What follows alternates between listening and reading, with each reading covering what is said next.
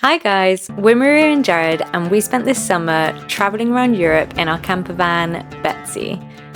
Dolomites was one of the best places we have ever visited, and so we really want to share with you our top 5 favorite hikes in the Dolomites.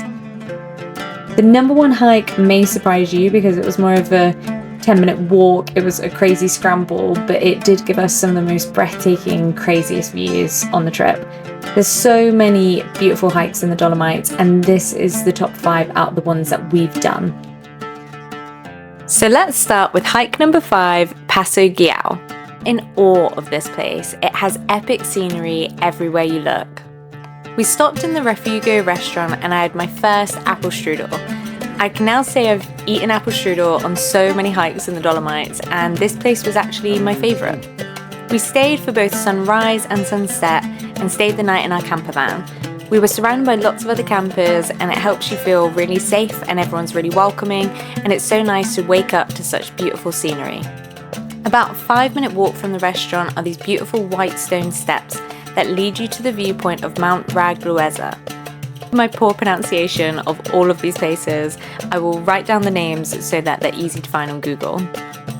About a 10-minute walk in the opposite direction of the restaurant is the Raggluesa pond. This place doesn't look like much initially, but it's a really fun place to take really cool photos where you get the reflection of the mountains in the pond itself, and when we were there it was really quiet, so it's just a fun place to mess around.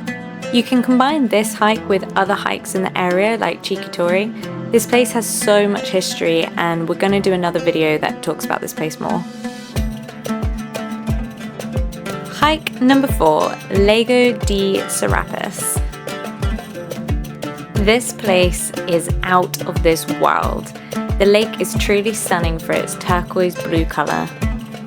Unfortunately, there were a lot of people on this hike, and this is the only reason why we didn't want to rank it any higher. It made some of the paths a little bit dangerous, it made parking really hard, and so we actually decided to get the bus in. It was only £2.40 each way from a little town called Cortina di Ampezzo. This town is a great location for lots of hikes in the Dolomites.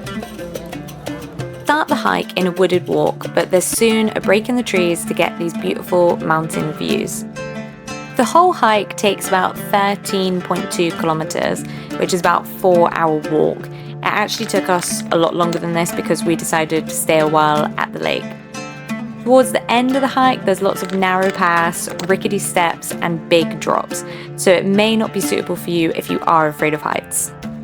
But before you know it, you arrive at the most beautiful lake. It was pretty busy when we first arrived, but if you walk around the corner, we were able to find a spot that was all to ourselves. You can't swim in the lake, but we took a picnic and we were able to just relax there, sunbathe. We had never seen a lake this colour, and it really is as blue and as beautiful as it looks in all the photos. Keep an eye on daylight and timings. Don't make our mistake, it is not a path you want to do in the dark. Hike number 3, Sajeda. You can get here by cable car, which makes it easily accessible for everyone. There are beautiful rolling green hills, and the way that the mountains protrude through the clouds is so mesmerizing. When the clouds roll in, this place has a kind of eerie but magical atmosphere to it. This place is also really popular, but because of the scale of the place and the amount of trails, it's really easy to avoid the crowds if you want to. You can do the 5 refuge trail, which is a bit like you could turn it into a pub crawl. It takes about 3.5 hours to go to the 5 refuge huts. Sadly, we didn't have time to do this, but you can do as much or as little as you want. It's really easy to see all the paths and you can make up your own route. Hike number 2, Tricime.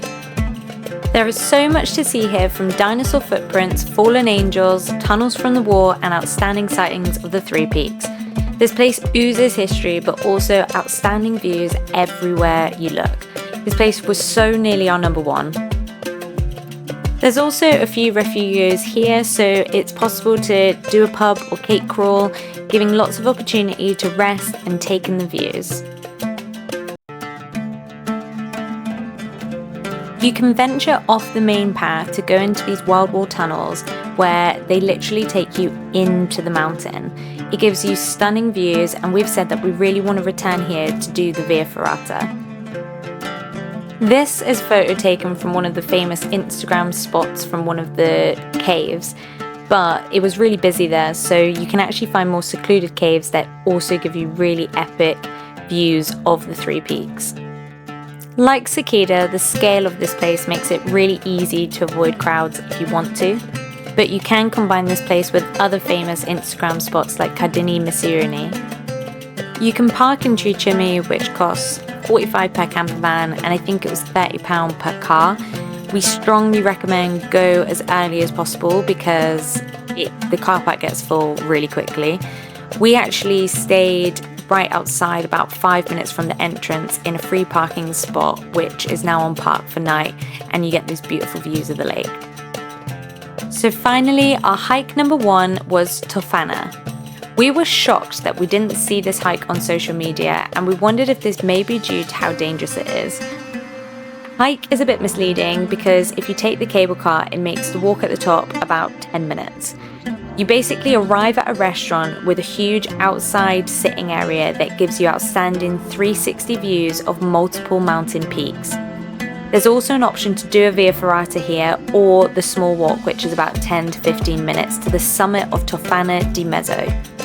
For the Via Ferrata, you've got to be clipped in and you've got to have all the appropriate gear, and there's loads of signs explaining the dangers, and if you do this walk, it's completely at your own risk, so that's quite off-putting when you first arrive, and we were almost tempted to not post this as it truly is that dangerous. The 10-minute walk that we did, you're not clipped in and you have to scramble up some rocks. Some of these rocks are actually loose, and you're very exposed to sheer drops where death is very possible. I was terrified, and while others walked, I did spend a lot of my time sat down at the top. For safety reasons, it's not a hike that we would recommend, but you can get stunning views from the restaurant, and that's why we've kept it as our number 1 hike. The cable car takes you there, and it's definitely worth a visit because you get to see these 360 views with a drink in your hand, and it is breathtaking. We have said that we're going to come back because we really want to do the Via Ferrata here. If you've made it this far, thank you so much for watching. We'll post some more videos soon that will go into more detail on some of these hikes with specific tips and costs. Please let us know in the comments if you've got any questions. And also let us know if you've got any other hikes that you think should have made the top 5 hikes in the Dolomites. See you in the next video.